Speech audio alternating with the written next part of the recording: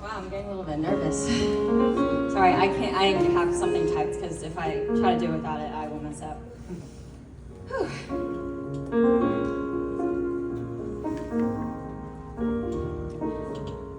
Diana and Caleb. It has been a busy couple of months full of sweat, tears, long nights, all the beautiful chaos that comes with planning a wedding. From Caleb fake proposing to Diana countless of times, to him texting me to somehow get Diana to get her nails done and wear a nice outfit for the real proposal, to wedding planning, to today, your wedding day. You finally made it. Today, you are married. And what an honor it is to be with you here to celebrate. Hello everyone, my name is Catherine and I am Diana's maid of honor. I met Diana when I first started my master's program at our university, and she had just transferred to the University of Valley Forge for her undergrad program. I remember running into her and sharing conversations here and there. We talked about how she was acclimating to campus. We discovered we were both Filipino.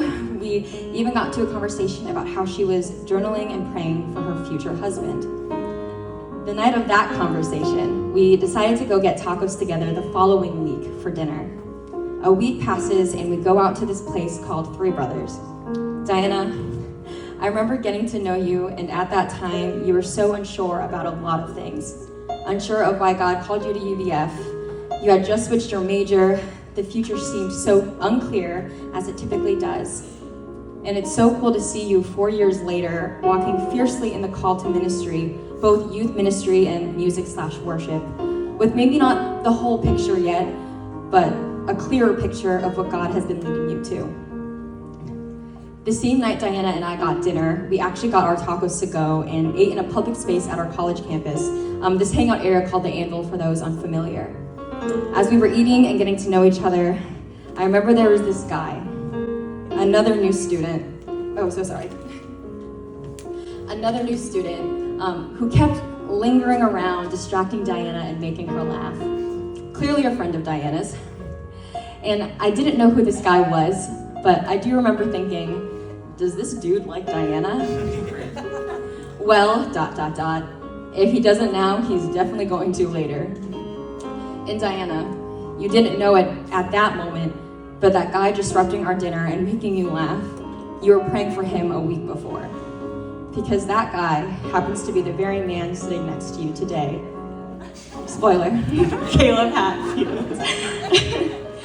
And now, he's no longer your future husband you're praying for, but now your husband that you get to pray with. And Caleb, you now have the rest of your lives to make her laugh the same way I saw you make her laugh 4 years ago. Might I suggest when she's not in the middle of having a meal with somebody.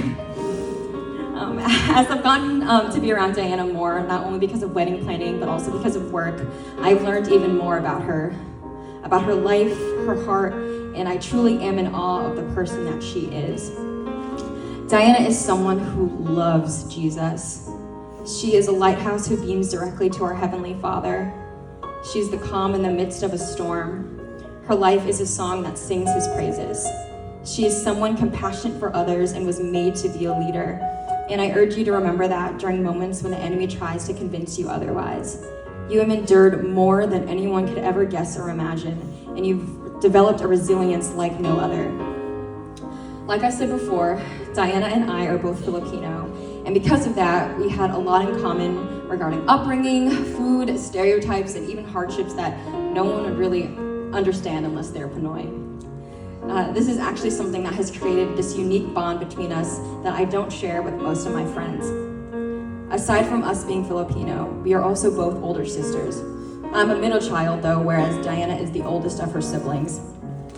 And in Filipino culture, there's a word for older sister, and it's called ate.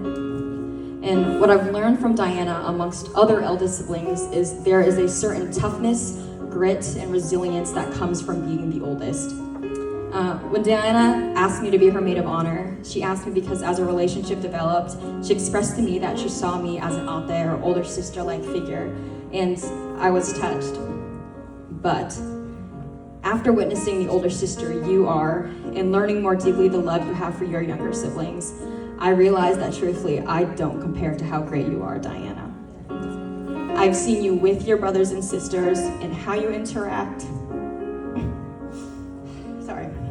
But I've also seen the sister you are behind the scenes, and it can make me cry.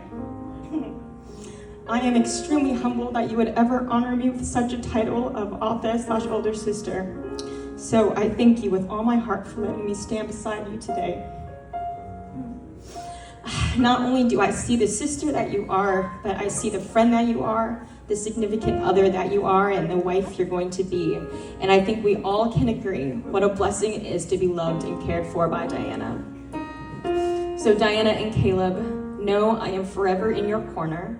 I am so excited to see how God uses your marriage. Caleb, you truly are a man of God. I've always known you were musically talented and had a great sense of humor, but after being around you more, I've noticed your heart to serve, your gentle spirit, your posture of gratitude, your intentionality. Caleb isn't simply a good man, but he overflows with the goodness of God because it is so clear that God is who he is rooted in. And knowing that makes my heart soar because you just know that Caleb will continue to love Diana from the overflow of God's love that is in him. With that, can we all raise a glass, drink of choice, whatever it is? To the guests, thank you for coming and celebrating this kingdom-building marriage. I would ask that today we focus on celebrating this lovely couple and continue to keep their marriage in prayer. To the families, congratulations on your new son and your new daughter. And to Caleb Hatfield and Diana Hatfield, I am so incredibly happy for you. Mahal Kita, I love you. Yeah.